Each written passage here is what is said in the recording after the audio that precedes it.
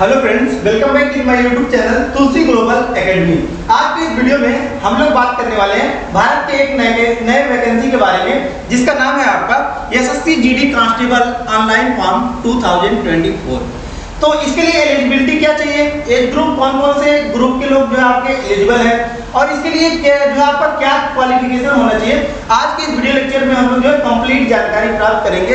तो पहला जो आपका क्राइटेरिया दिया गया है, तो आपका दिया गया है क्लास 10 आप पास होना चाहिए, यानी कि आपने क्लास 10 पास कर लिया है और मिनिमम एज आपका 18 ईयर्स, आप 18 ईयर प्लस है, तो आप इस फॉर्म को अप्लाई कर सकते हैं। लेकिन एक और रिक्वायरमेंट जो कि आपका इसके लिए मांगा गया है, वह है आपका अगर आप ओबीसी, जनरल या फिर एससी से बिलोंग करते हैं, तो आपका हाइट होना चाहिए 170 सेंटीमीटर। ठीक है, तो वीडियो को आप अच्छे से देखिएगा। इसके लिए क्या क्या आपका रिक्वायरमेंट है, क्या क्या आपका जो कितनी वैकेंसियां हैं, कितनी वैकेंसी आपका अर्बन के लिए है, कितनी वैकेंसी आपका रूरल के लिए है, कितने मेल्स के लिए हैं और कितने फीमेल्स के लिए हैं, आज के इस वीडियो में हम लोग यह कंप्लीट जानकारी प्राप्त करेंगे।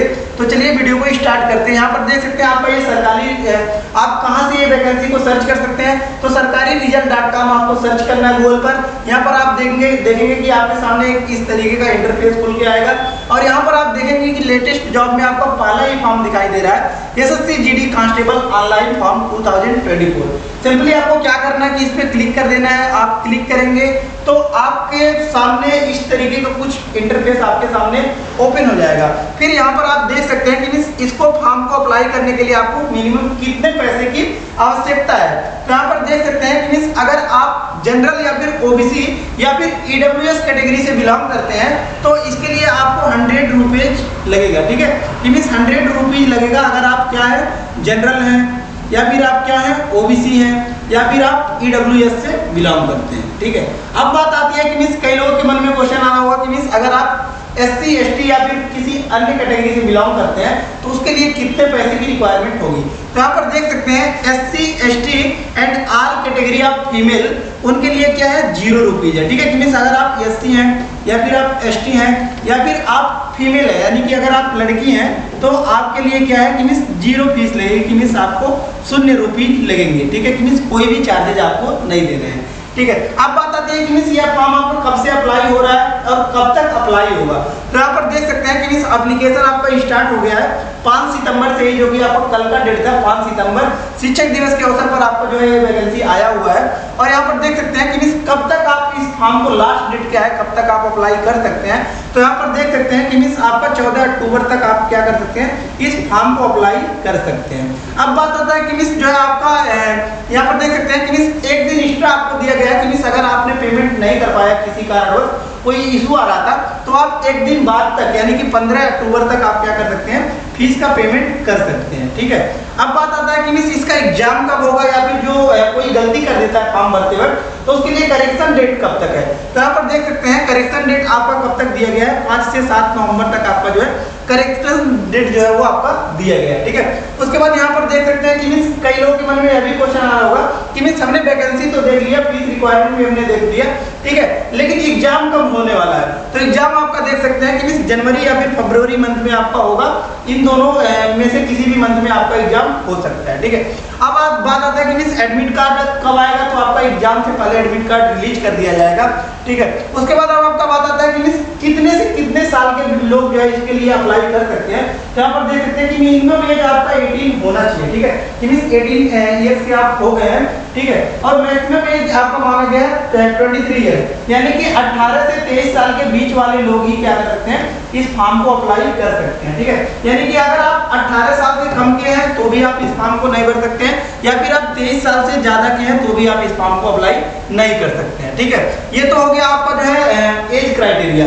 लेकिन अब क्वालिफिकेशन कि क्या क्या मांगा गया आपका, कि क्या ग्रेजुएशन चाहिए या फिर पोस्ट ग्रेजुएशन चाहिए या फिर 12th में आपका क्या स्ट्रीम चाहिए, ऐसा कोई भी रिक्वायरमेंट इसमें आपका मांगा नहीं गया है। आपको सिंपली क्या होना चाहिए कि क्लास 10 आप पास किए हो किसी भी रिकॉग्नाइज्ड यूनिवर्सिटी से, तो आप इस फॉर्म के लिए एलिजिबल हैं। ठीक है, तो यहाँ पर देख सकते हैं आपका कि class 10 high school exam in any recognised board of India. ठीक है, कि जैसे कि कई लोग सोच रहे होंगे कि मैं बिहार बोर्ड से पढ़ा हूँ, इससे कोई मतलब नहीं है। आप यूपी बोर्ड से पढ़े हैं, कोई मतलब नहीं है। सीबीएसई बोर्ड से पढ़े हैं, कोई मतलब नहीं है।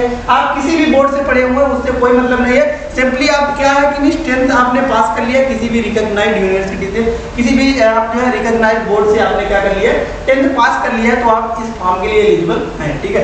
अब बात आता है कि मींस कितना पोस्ट किस चीज के लिए दिया गया है, तो यहाँ पर देख सकते हैं बीएसएफ के लिए आपका टोटल पोस्ट है आपका यहाँ पर देख सकते हैं कि मींस 15,654 पोस्ट है आपका बीएसएफ यानी कि बॉर्डर सिक्योरिटी फोर्स के लिए आया हुआ है।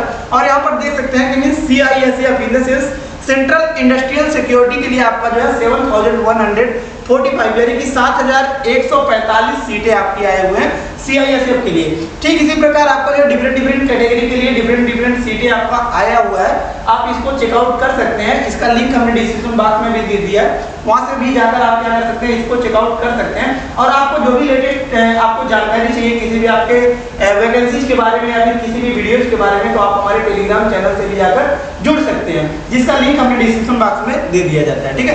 अब यहाँ पर बात आता है कि मेल्स और फीमेल्स का कितना वैकेंसी आया हुआ है, ठीक है, इसके ऊपर भी हम लोग थोड़ा सा चर्चा कर सकते हैं, क्योंकि यहाँ पर ये कितना जो है आपका वैकेंसी है, टोटल वैकेंसी के बारे में अगर बात की जाए, ठीक है, कि भाई टोटल आपका वैकेंसी कितना आया हुआ है, तो वैकेंसी टोटल आप यहाँ पर देख सकते हैं कितना टोटल वैकेंसी आपका, तो 39,481 वैकेंसी टोटल आया हुआ है। यानी कि हिंदी में अगर बात की जाए तो 39,481 वैकेंसी आपका टोटल आया हुआ है।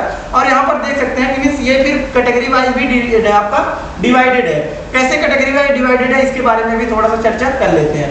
तो यहाँ पर देख सकते हैं कि मीन्स आपका मेल्स का अगर बात की जाए, ठीक है, तो मेल्स के लिए यहाँ पर देख सकते हैं कि बीएसएफ के लिए टोटल आपका कितना सीटें हैं, तो यहाँ पर देख सकते हैं कि 13,306 सीटें आपका किसके लिए है, बीएसएफ के लिए दिया गया, वो भी मेल्स के लिए। किसके लिए? मेल्स के लिए। और वहीं अगर बात किया जाए कि फीमेल्स के लिए आपका बीएसएफ के लिए कितना सीटें हैं, तो यहाँ पर देख सकते हैं आपका 2,348 सीटें हैं, ठीक है। और अगर बात की जाए कैटेगरी वाइज भी, तो यहाँ पर देख सकते हैं कि जो जनरल कैटेगरीज हैं उनके लिए आपका 5,563 सीटें हैं बीएसएफ में। और अगर आप ईडब्ल्यूएस कैटेगरी से बिलोंग करते हैं तो उनके लिए कितना आपका 1,330 सीटें यानी कि 1,330 सीटें आपका ईडब्ल्यूएस के लिए रिजर्व है। और अगर वही बात किया जाए आपका ओबीसी के लिए बीएसएफ में कितने सीटें हैं, तो यहाँ पर देख सकते हैं 2,900 सीटें आपका ओबीसी के लिए दिया गया है। और एससी की अगर बात की जाए तो 2018 सीटें आपका एससी की कैटेगरी के लिए आपका रिजर्व कर दिया गया है। और वहीं अगर बात किया जाए कि एसटी के लिए कितना है, तो 1,489 सीटें आपका जो है एसटी कैटेगरी के लिए बीएसएफ में आपका जो है रिजर्व किया गया। और ठीक इसी प्रकार आपका फीमेल्स को भी आप यहाँ पर देख सकते हैं, ठीक है। पूरा बताने लगेंगे तो बहुत ज्यादा टाइम लग जाएगा। अब बात आता है कि हाइट वगैरह का रिक्वायरमेंट इसमें कितना है, तो उसके बारे में जो है थोड़ा सा चर्चा कर लेते हैं। तो यहाँ पर देख सकते हैं कि हाइट भी देख ले रहा है, क्योंकि आप अगर इससे छोटे हैं तो फिर भरने का कोई मतलब नहीं है, ठीक है। तो उसको भी हम लोग थोड़ा सा एक बार चर्चा कर लेते हैं। तो देखिए इसको थोड़ा सा अच्छे से देखना है। यहाँ पर देख सकते हैं कि अगर आप मेल हैं, ठीक है, आप मेल हैं और जनरल ओबीसी या फिर एससी से बिलोंग करते हैं, तो आपकी हाइट होना चाहिए 170 सेंटीमीटर, ठीक है। इससे ऊपर होगा तो आप अप्लाई भर सकते हैं, लेकिन इससे कम है तो फिर नहीं भरिएगा, क्योंकि कोई मतलब नहीं निकलेगा, ठीक है। क्योंकि बाद में क्या कर देंगे, फिजिकल में वो लोग रिजेक्ट कर देंगे। और मेल है अगर आप और एसटी कैटेगरी से बिलोंग करते हैं, तो फिर अगर आपका हाइट 162.5 सेंटीमीटर है तो भी आप इस फॉर्म के लिए अप्लाई कर सकते हैं। और अगर वहीं आप फीमेल हैं, ठीक है, तो फिर आप अगर जनरल ओबीसी या फिर एससी कैटेगरी से बिलोंग करते हैं तो इसके लिए आपका 157 सेंटीमीटर होना अनिवार्य है। और वहीं अगर आप फीमेल है या फिर एससी कैटेगरी से बिलोंग कर रहे हैं तो फिर आपका 150 सेंटीमीटर पर भी काम चल जाएगा। और वहीं आपको जो दूसरा फिजिकल कैटेगरी में आता है वो आपका चेस्ट का माप दिया जाता है, जिसमें अगर आप जनरल ओबीसी या फिर एससी से बिलोंग करते हैं और मेल हैं तो आपका चेस्ट साइज होना चाहिए 80 to 85 सेंटीमीटर के बीच में होना चाहिए, ठीक है। और वहीं अगर आप मेल हैं एसटी कैटेगरी से बिलोंग करते हैं तो भी इसमें भी थोड़ा सा आपका रिलैक्सेशन दिया गया है कि 76 सेंटीमीटर से लेकर आपका 80 सेंटीमीटर के बीच में आपका जो है चेस्ट का साइज होना चाहिए। नेक्स्ट आपको बात किया जा रहा है कि अगर आप फीमेल हैं तो यहाँ पर जो है इसमें कोई रिक्वायरमेंट नहीं है, ठीक है। इसमें जो है आपका रिलैक्सेशन है, इसमें आपका कोई भी रिक्वायरमेंट नहीं माना गया है। अब यहाँ पर बात आता है कि रनिंग दौड़ कितना चाहिए, तो अगर आप मेल हैं, जनरल है, ओबीसी है, एससी है, तो फिर आपको 5 किलोमीटर 24 मिनट में दौड़ना होगा। और वहीं अगर आप मेल हैं और एसटी कैटेगरी से बिलोंग करते हैं तो यहाँ पर देख सकते हैं ये भी आपका सेम है, 5 किलोमीटर 24 मिनट में आपको दौड़ना होगा। लेकिन फीमेल्स के लिए थोड़ा सा आपका रिलैक्सेशन दिया गया है। इनका जो दौड़ है यहाँ पर देख सकते हैं कि 1.6 किलोमीटर का दौड़ है और यह इनको कितने मिनट में दौड़ना है, 8.5 मिनट में दौड़ना है, ठीक है। और ये किस कैटेगरी के लिए दिया गया आपका, जनरल ओबीसी और एससी के लिए। सेम आपका जो है एसटी कैटेगरी के लिए भी दिए गए फीमेल्स में 1.6 किलोमीटर आपको 8.5 मिनट में दौड़ना है, ठीक है। अब बात करते हैं कि इस फॉर्म को आपको अप्लाई कैसे करना है। तो ये तो हो गया कि इस फॉर्म के बारे में हमने पूरा बता दिया कि क्या क्या आपका रिक्वायरमेंट था, क्या क्या एलिजिबिलिटी था, इसको आप पूरा रीड भी कर सकते हैं। ठीक है, यहाँ से आप पूरा रीड भी कर सकते हैं, जो भी कुछ छूटा है उसके बारे में भी रीड कर सकते हैं। टोटल वैकेंसी के बारे में अगर बात की जाए तो हमने जो है टोटल वैकेंसी यहाँ पर बता दिया है कि 39,481 पोस्ट टोटल आपके आए हुए हैं। अब बात की जाता है कि इस फॉर्म को आपको अप्लाई कैसे करना है। तो अप्लाई करने के लिए यहाँ पर देख सकते हैं कि आप नीचे स्क्रॉल करेंगे तो यहाँ पर आपको अप्लाई का बटन दिख रहा होगा। ठीक है, यहाँ पर आपका लिखा है क्या, अप्लाई ऑनलाइन। ठीक है, यहाँ पर आपको क्या लिखा है, अप्लाई ऑनलाइन, क्लिक हियर। ठीक है, तो इसी क्लिक हियर पर आपको क्या करना है, क्लिक करना है। और जब आप क्लिक करेंगे तो यहाँ से आपका फॉर्म खुलकर आ जाएगा और यहाँ से सिंपली आप अप्लाई कर सकते हैं। ठीक है, और यहाँ पर देख सकते हैं कि आपको अगर सिलेबस भी डाउनलोड करना है कि इस एग्जाम में आपका क्या क्या पूछा जाता है, किसी को पता नहीं है तो भी आप इसको डाउनलोड कर सकते हैं। यहाँ पर देख सकते हैं क्या है आपका डाउनलोड सिलेबस, इसके राइट साइड में आपका देख सकते हैं क्लिक हियर। यहाँ पर आप क्लिक करेंगे तो फिर यहाँ पर आपको क्या मिल जाएगा, सिलेबस मिल जाएगा कि इस एग्जाम में आपको क्या क्या पूछा जाएगा। ठीक है, आई होप ये वीडियो आपको इन्फॉर्मेटिव लगी होगी और सारा डाउट आपको क्लियर हो गया होगा। जो कुछ भी डाउट होगा आप कमेंट बॉक्स में भी पिन कर सकते हैं और हमारे टेलीग्राम चैनल पर भी जो है आप वहाँ पर पूछ सकते हैं। ठीक है, तो धन्यवाद, मिलते हैं नेक्स्ट वीडियो में नेक्स्ट लेक्चर के साथ। तब तक के लिए धन्यवाद। अगर आप चैनल पर नए होंगे तो चैनल को सब्सक्राइब कर लीजिएगा ताकि जो भी लेटेस्ट वीडियो होगी वो आप तक पहुँचते रहेंगे। धन्यवाद।